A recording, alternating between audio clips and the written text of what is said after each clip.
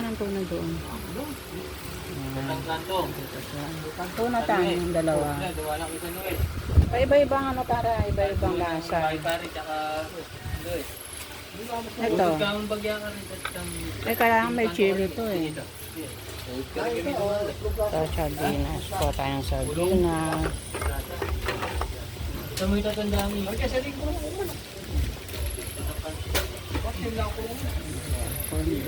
Saan halika? Dito sa corn beef. Ay, walang corn beef. Nandun yata yung corn beef eh.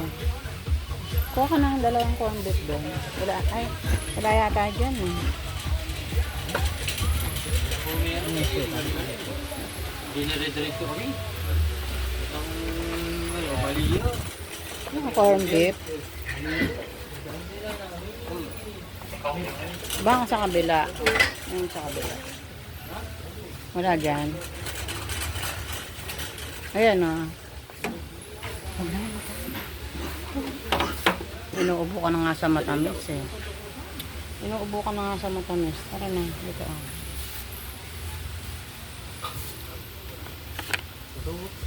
Lechon. Matamis kasi yan ta. Huwag ka masyadong sa matamis. Ito, kuha tayo ng isa nito o.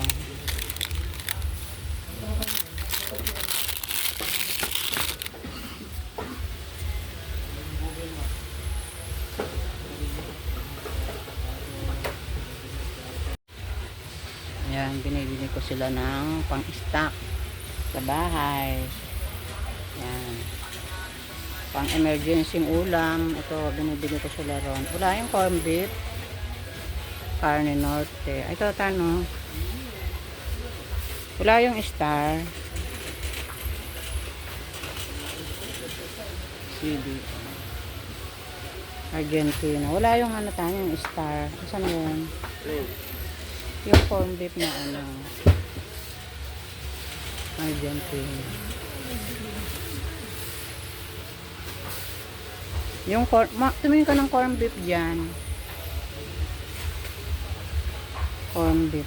Yung corn beef para pang ano. Dandahan ka. Dito.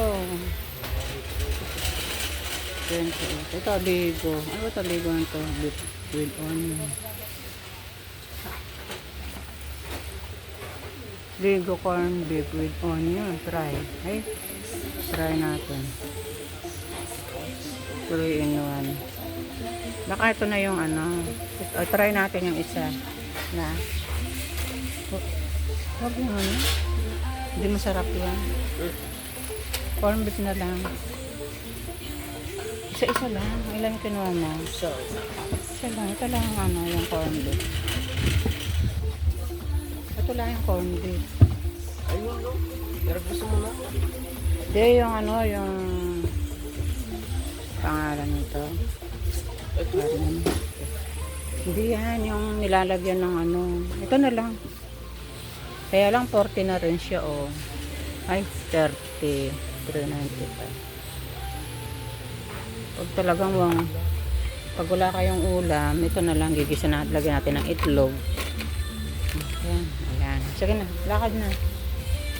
Lakad na. Punta tayo doon, punta doon. Doon, punta tayo doon. Ayan, sira.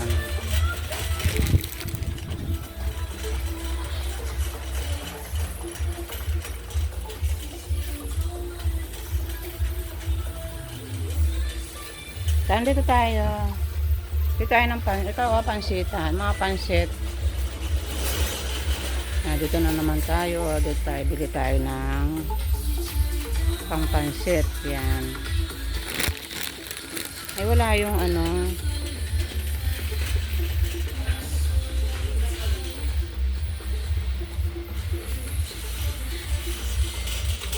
Yung pampansit na wala yung ano, kanton. Ito yung kanton, kuha tayo ng isang kanton. Pag ano, tapos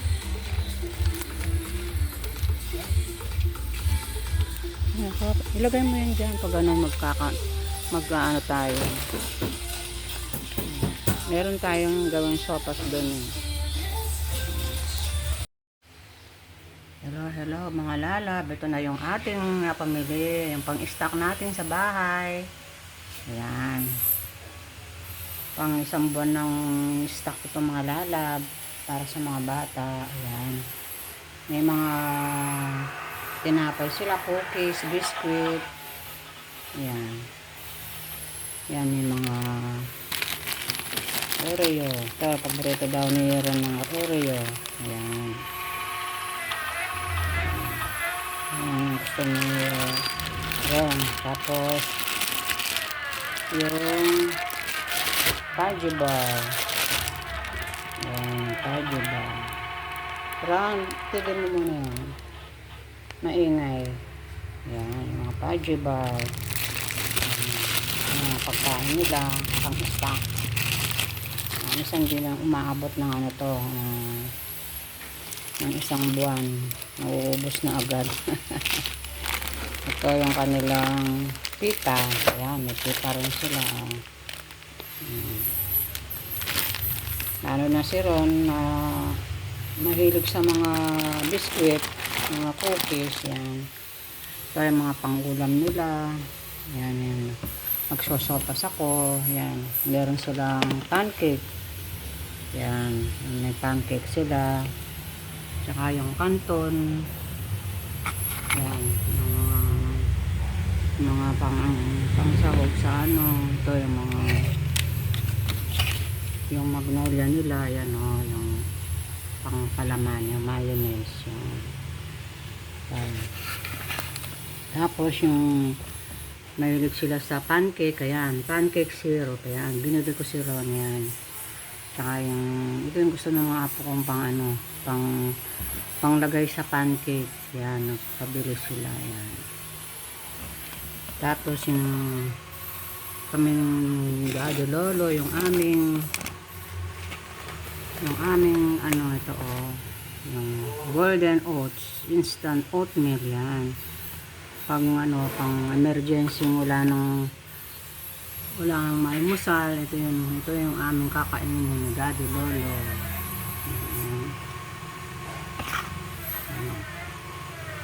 Yan yung mga stock namin. Minsan hindi pa umaabot ng 1 month mga lalab, ubos na to. Ano lang ito, pang emergency. Yung pang araw-araw na nilulutong ulam, yung mga fresh na isda, karne. Ito mga ano lang ito mga lalab, yung pag talagang wala na silang maulam, ito na yung kanilang kukunin. Yan. Hello, good morning. Yan, nandito na kami sa bahay. Nag-grocery kami kanina sa ano, sa 622. Yan, doon sa groceryhan. At bumili ako ng mga pang-stock namin sa bahay, mga pagkain ng mga bata, mga gamit sa bahay. O, kumusta na kayo mga lalab? Ito, nandito na naman tayo sa ating kusina. Ayan. Mamaya gagawa tayo ng embutido mga lalab. At matagal-tagal na rin ako hindi nakakagawa ng embutido kasi matrabaho kasi yun eh. Kasi ayaw namin pakainin ng mga ano yung aking mga apo, yung laging mga hiladong ano, yung laging naka-freezer, yung mga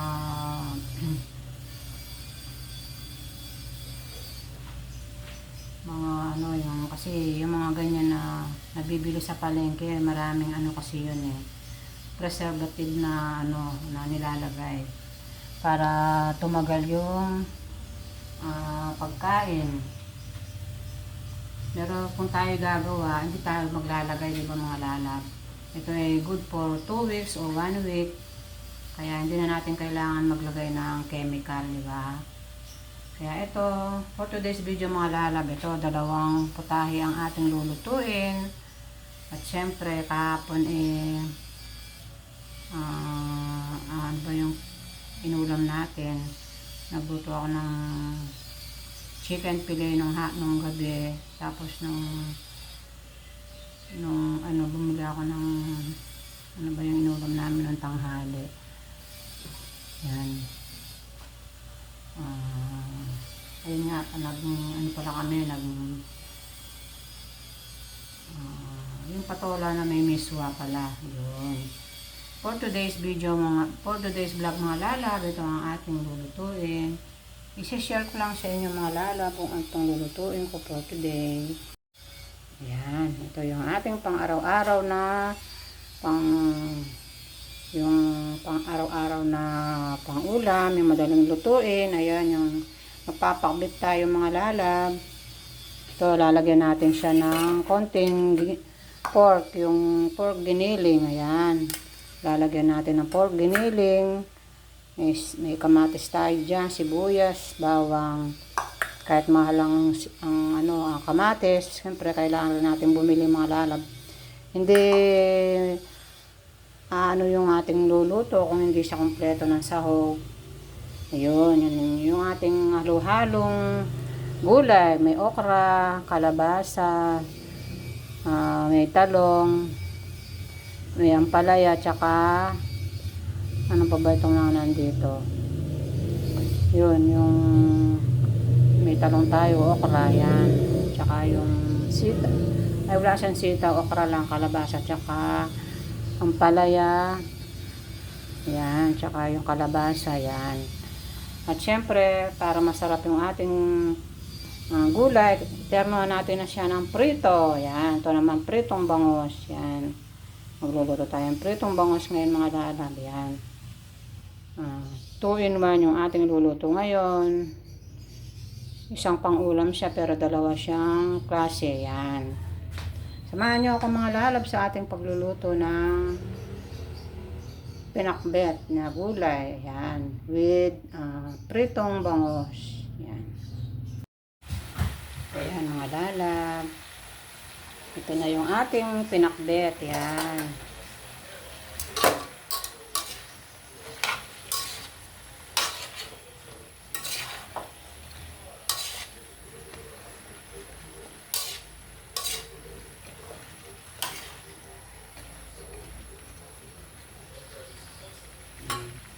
Tapos meron tayong pritong bangos. Ayan, yung ating pritong bangos. Wow, sarap. Nakakagutom na. Ginutom ako mga lalab, oh. Yung ating pinakbet, saka yung ating pritong bangos. Ayan. O, diba mga lalab? Sarap ng ating tanghalian. Saturday po ngayon. Walang pasok yung ating mga estudyante. Yan.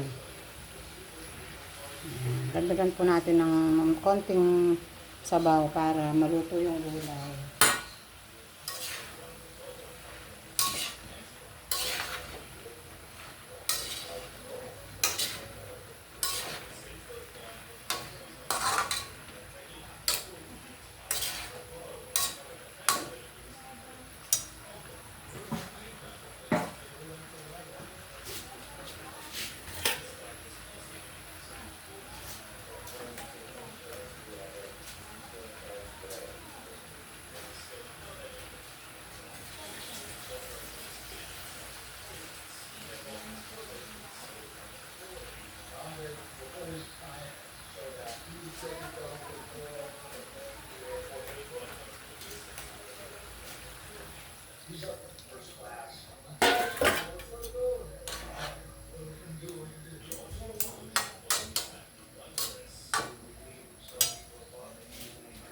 Lagyan natin ng pampalasa. Yan. Ang ating magic sarap. Yan.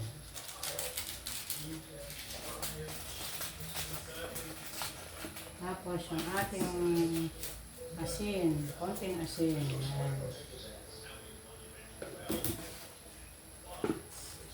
Takpan muna natin mga lala. Pan muna natin para lumambot yung ating nag-prepare ako ng ating embutido.